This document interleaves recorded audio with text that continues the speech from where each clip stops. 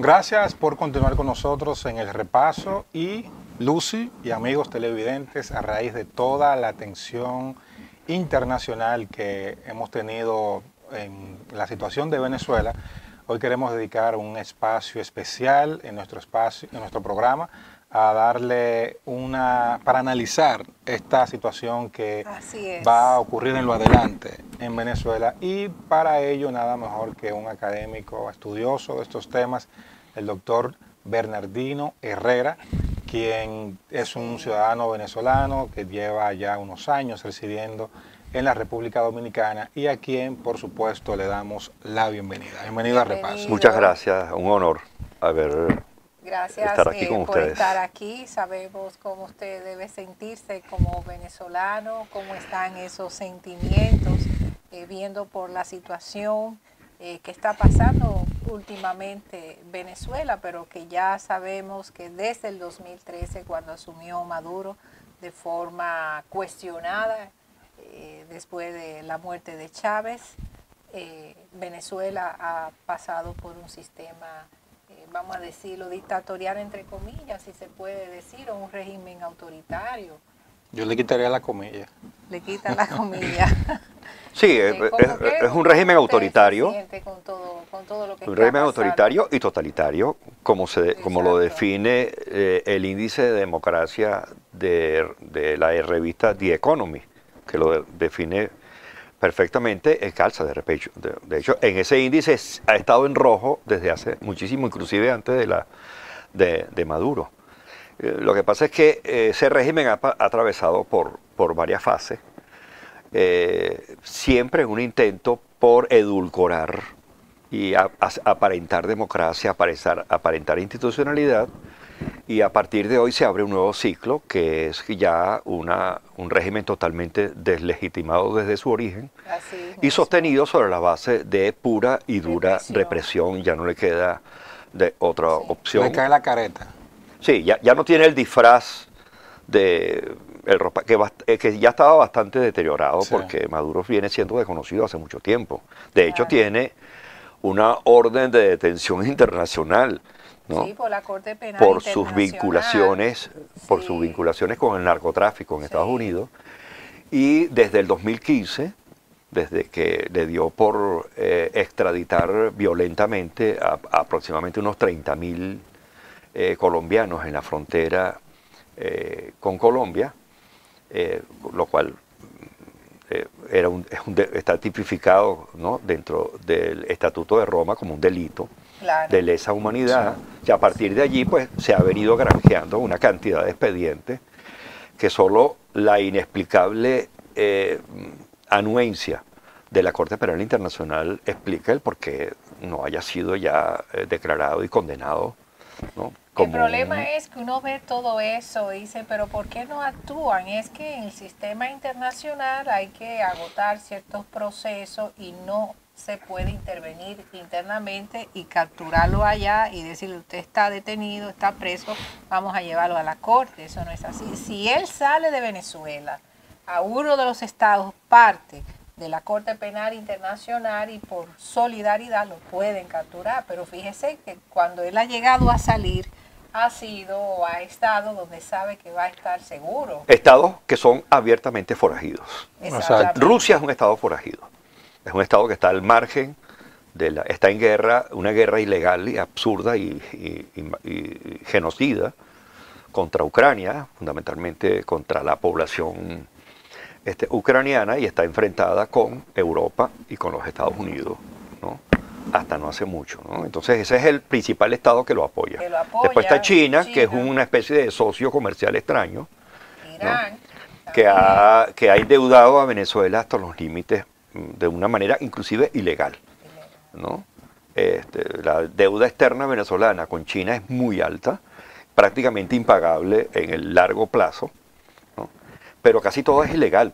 Todo ha sido siempre saltándose las partes obvias, ¿no? Claro, para poderse mantener en el poder tiene que hacer todo ilegal, irregular. Sí. Lo que trasciende ahora es que el Estado está ya cada vez más descubierto. Y no es cualquier Estado, no es cualquier dictadura, no es una dictadura totalitaria.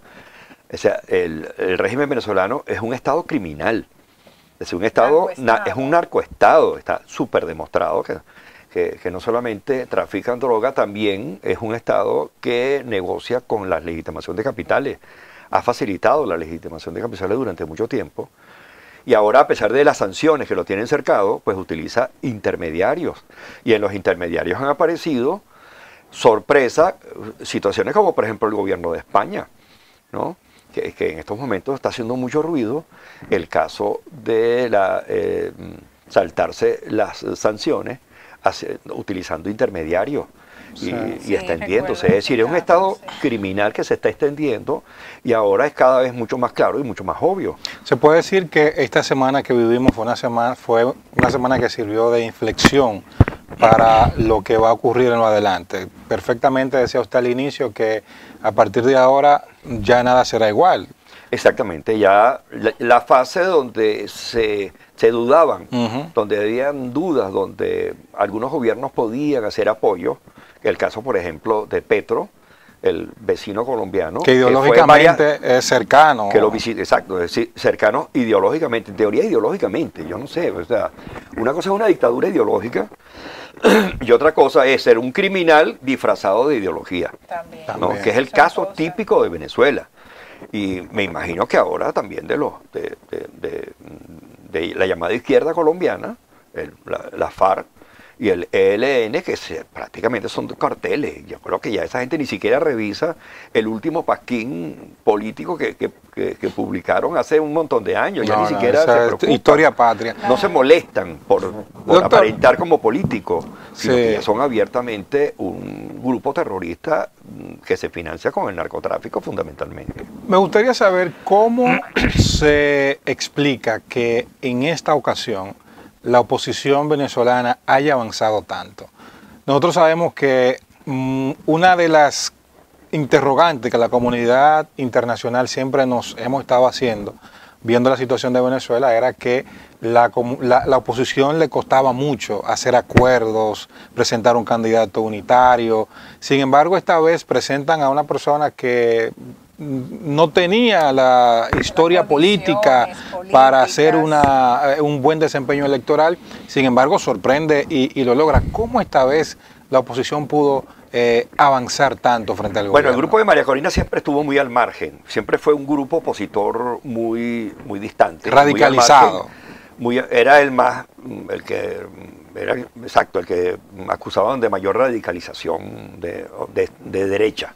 Porque son más o menos, para que vayamos entendiendo. La mayoría de los opositores son partidos socialistas de izquierda o de centro izquierda. ¿Cómo cuántos partidos? Para que se sepa, ¿no? Conforman la oposición. Bueno, era una docena de partidos, hasta no hace mucho. Que no se lograban poner de acuerdo. Que difícilmente, y uno de ellos, bueno, es que la mayoría de esos partidos fueron intervenidos inclusive por el gobierno vía judicial. Okay. Por el régimen vía judicial, ¿no?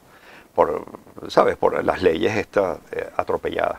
Quedaba el partido de María Corina, que es pequeño. Es 20 Venezuela. Es modesto, sí, 20 Venezuela. Que no iba a llegar a ningún lado. Sí, y ella siempre estuvo muy al margen. Pero en la medida en que fueron decayendo el resto de los partidos, que se fueron viniendo su popularidad. Leopoldo López en el abajo, exilio, sobre todo por su Capriles, estrategia de negociación. Sí. Su estrategia de negociación. Su imagen ante el electorado fue bajando. Pero negocian, todos ellos negocian, porque es que no es fácil con un régimen que te chantajea, que te amenaza y que te pone, y que además tiene mucho dinero, compra mucha voluntad, ¿no? Esa buena parte de esa posición está comprada, de hecho todavía están allí, en la asamblea, hacen, tú sabes, en estas elecciones últimas, habían 12 candidatos opositores, y todos ellos estaban muy... ¿sabes? Ambiguos.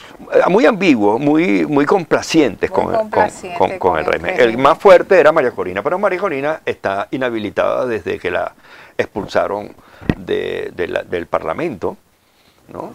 Y nunca más le restituyeron su inhabilitación. Por eso tuvo que llevar a Edmundo González Urrutia.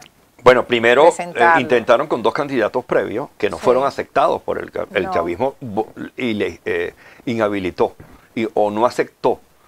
El único que le aceptó fue pensando que por un señor mayor el le señor da Edmundo.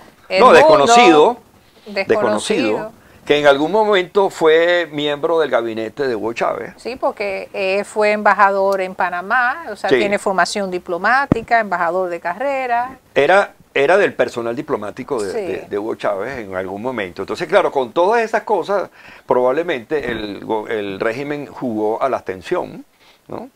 Y al desaliento de este lado. Es mucho más fácil de controlar cuando hay abstención y son unas elecciones que puede perfectamente, relativamente controlar. En esta Sí. oportunidad se le escapó de las Se manos. le escapó el control. Porque su propia gente que estaba a Sí. cargo de controlar la Las salida actas. de las actas, se complotó a favor del candidato del partido de María Corina y María Corina Machado, y esta logró reunir casi todas las actas, ¿no? Ahí está la clave Sí. de la legitimidad que la comunidad Exacto. internacional le ha reconocido.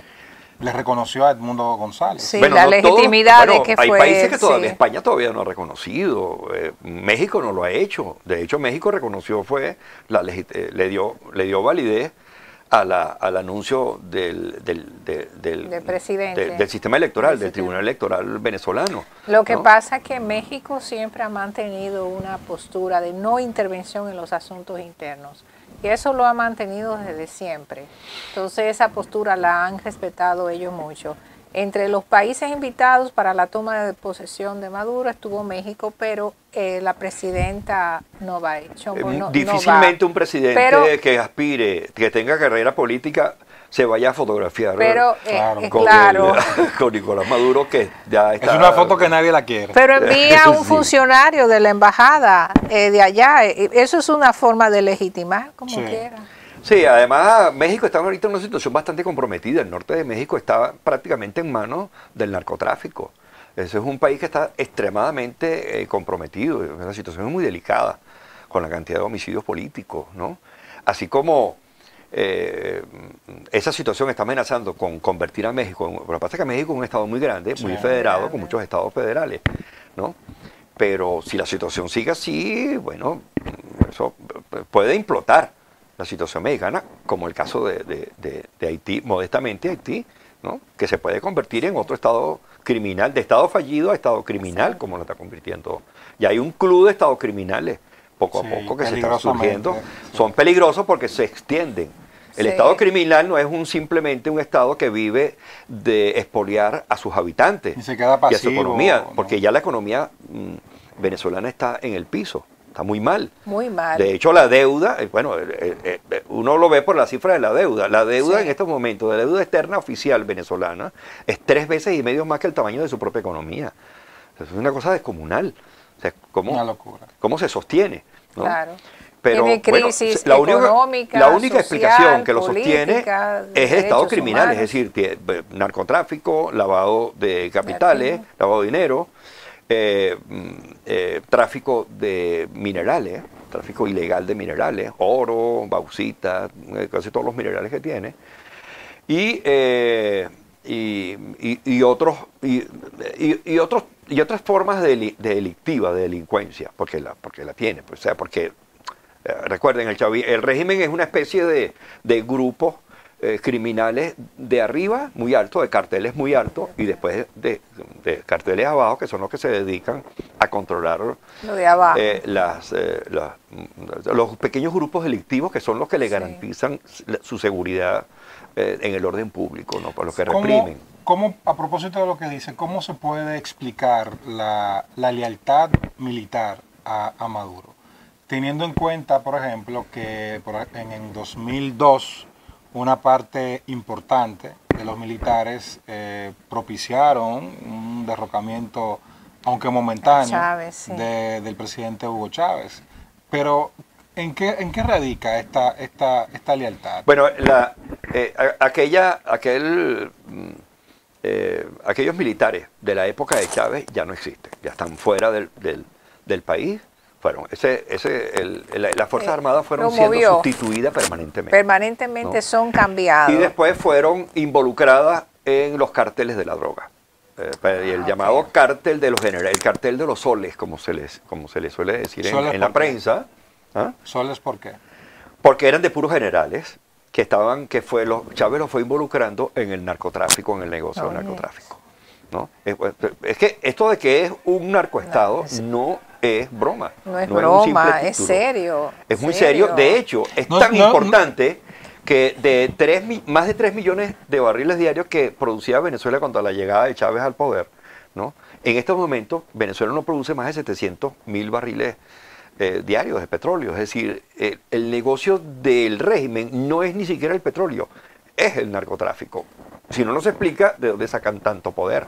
Entonces, otro tema con respecto a los militares, que fue muy importante esa pregunta, Israel, y es que en Venezuela se le ha dado mucha facultad a los militares, derechos, ellos pueden votar. Participación en empresas petroleras.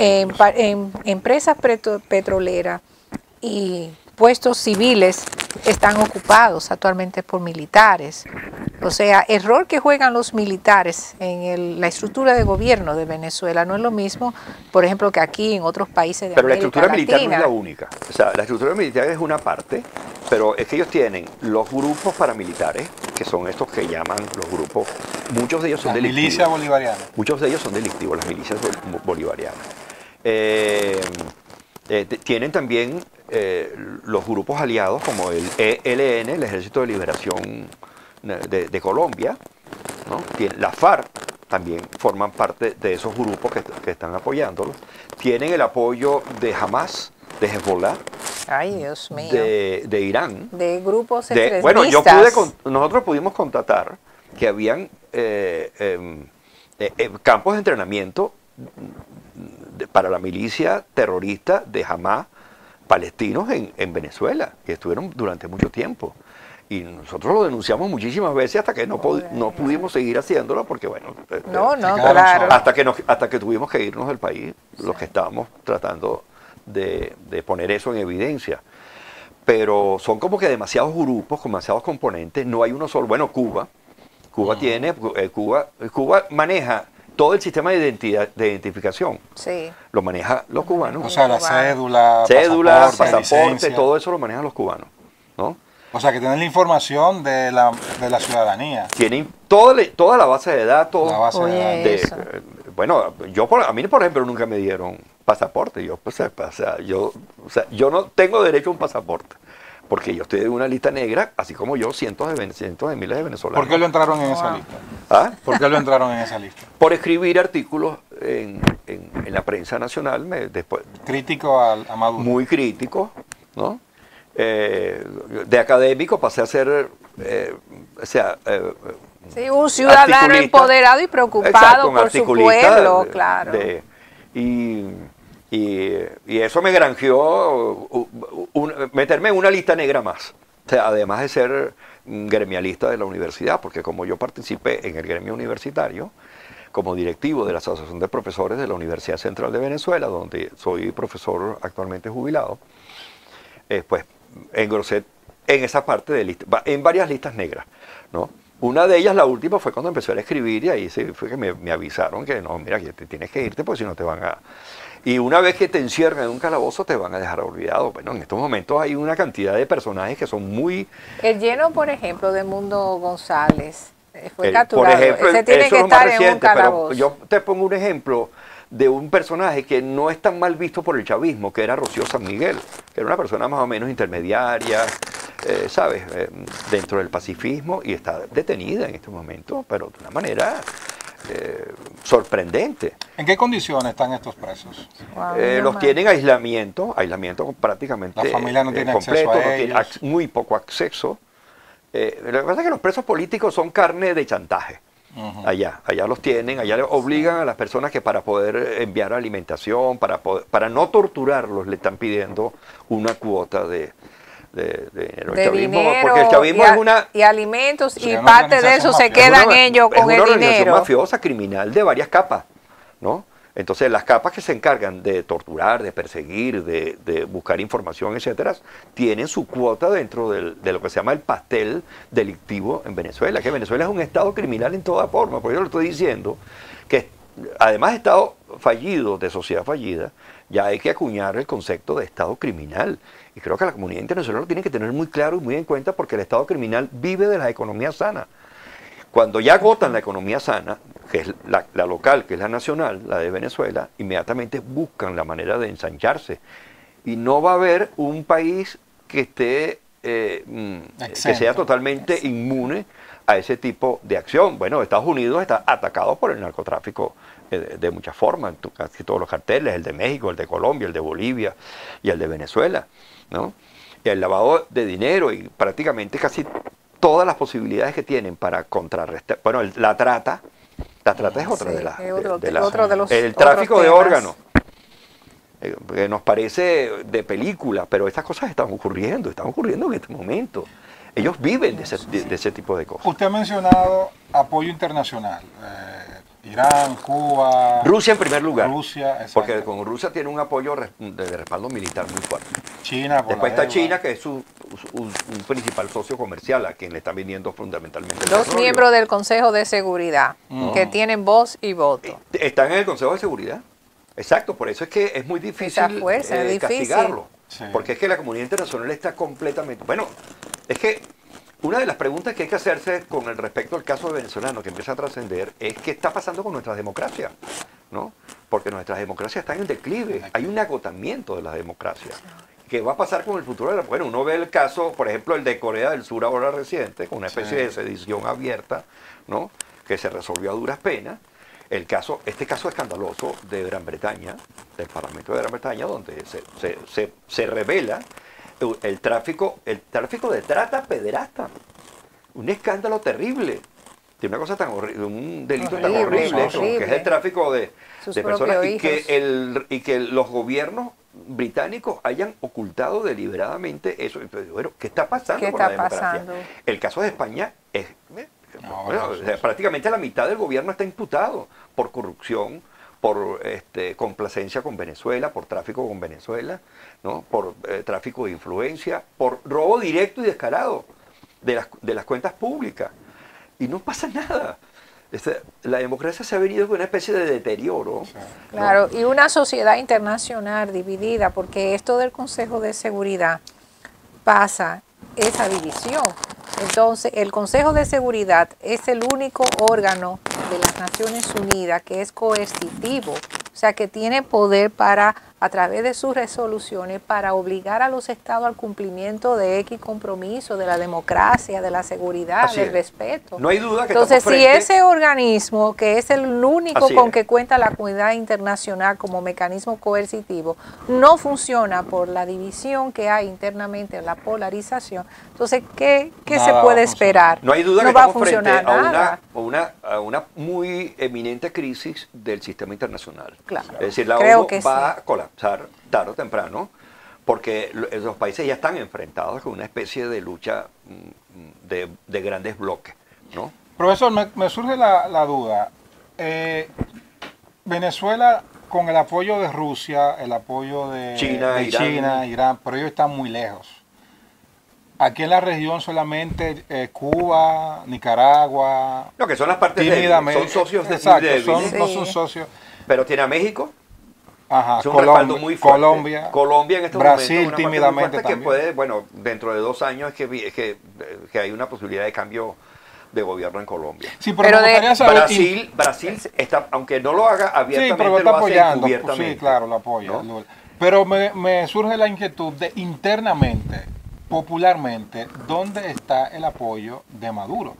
Aquí fuera, mucha gente le dice a uno que, hacia afuera se han ido aquellos que están en contra de Maduro, sin embargo, vemos esas manifestaciones. Más de 1/3 de la población se ha ido. Exacto, hay más de 10 millones de personas. Pero vemos esas manifestaciones populares con mucha gente que les respalda y dicen que Chávez el madurismo le ha dado casa, le dan comida, le dan apoyo. Entonces, ese apoyo popular, ¿cómo se puede...? No, eso ha decaído muchísimo. Eso ya es más pantalla. Pero se mantiene algo todavía. Digamos que son pequeños grupos. Ya, bueno, pero si estas elecciones lo demostraron, lo pusieron en evidencia. Si su propia gente, es que no ha ganado ni siquiera. O sea, en el 2015, el chavismo colocó más del 30% de los centros electorales dentro de lo que ellos llaman las misiones vivienda, que son los sitios donde el chavismo regaló casas, regaló apartamentos y tal, donde se supone que todos van a votar por el gobierno. Y cuando el caso, por ejemplo, de Ciudad Caribia, que es una urbanización gigantesca, donde perdieron con más del 80%, y de cómo es posible que que su propia gente haya votado en contra de ellos, ¿no? O sea, ellos han perdido el respaldo y el apoyo popular en toda forma. Ya solamente le quedan la violencia y la que vimos en esta semana. La intimidación, no les queda más otra. Tienen que detener gente, tienen que estar permanentemente persiguiendo, el espionaje, eso va a aumentar los costos de sostenerse también en el poder. Claro. Y eso solamente es posible si, pero el negocio del narcotráfico también está competido, porque Venezuela no está sola en ese negocio. Los mercados es posible que se estén reduciendo, Estados Unidos está aplicando cada vez más medidas y está siendo cada vez más difícil, ¿no?, el tráfico de drogas hacia el país. Europa es que en este momento está como que muy abierta, pero es posible que haya un cambio muy pronto en Colombia, lo cual va a cerrar los mercados de la droga. Cuando eso ocurra, esas fuentes de financiamiento van a carecer y esos regímenes de alguna manera van a ver cómo van a ser. En la medida. Sí, todo esos sistemas tarde o temprano caen. Así claro, que eso, va a es que eso caer. tiene patas cortas, porque la economía criminal depende de la economía sana. Si la economía sana se reduce o entra en crisis, también entra en crisis esto y estos grupos comienzan a pelearse entre sí. De hecho, ya ha habido dos fases de purgas dentro del chavismo.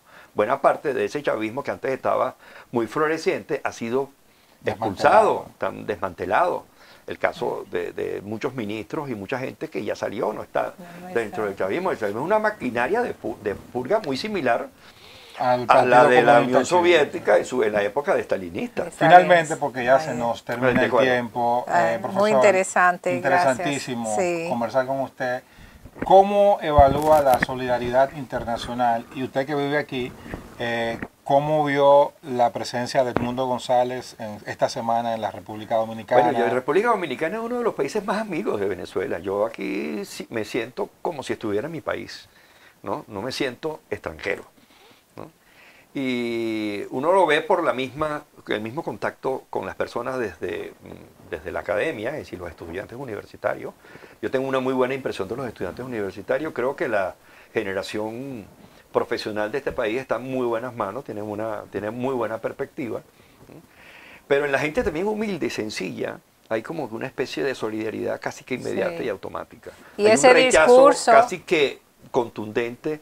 Ese discurso del presidente Luis Abinader, de tocar esa parte histórica que han unido nuestros pueblos, desde Simón Bolívar, Juan Pablo Duarte, esos personajes. No, sin duda que República Dominicana es uno de los países más, digamos, más solidarios. Sí. Con respecto, bueno, República Dominicana ha sido solidaria hasta con Haití. Como lo ha sido Venezuela con nosotros, cuando Rómulo Betancourt, cuando la época de Trujillo, que Trujillo hasta lo mandó a matar. Sí. Dentro de la ¿Cómo vio la manifestación de un grupo de izquierda minúsculo en rechazo a la presidencia de Edmundo González?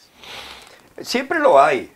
Pero bueno, las democracias son así. Eso es democracia, claro. A todos para que hasta ellos. Claro, pues la democracia. En la democracia todo el mundo tiene que opinar, todo el mundo tiene que decir, como en derecho, todo es demandable, todo es defendible. Y hay que respetar. Se nos terminó el tiempo hace rato.